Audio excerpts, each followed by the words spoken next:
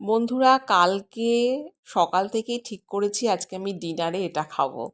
দেখো, অঙ্কুরিত ছোলা নিয়ে নিয়েছি, বাদাম, পেঁয়াজ, টমেটো, শসা, ধনেপাতা এগুলো সমস্ত নিয়ে নিলাম। নিয়ে আর আমি ছোলাটাকে কিন্তু সেদ্ধ করে নিয়েছি লবণ আর লঙ্কা দিয়ে।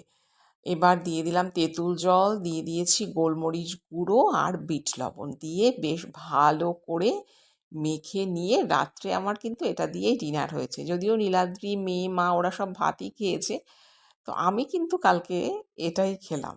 কি ভালো যে লাগলো! তোমরা কে কে খেতে ভালোবাসো বলো। এটা হচ্ছে আজকে সকালবেলা।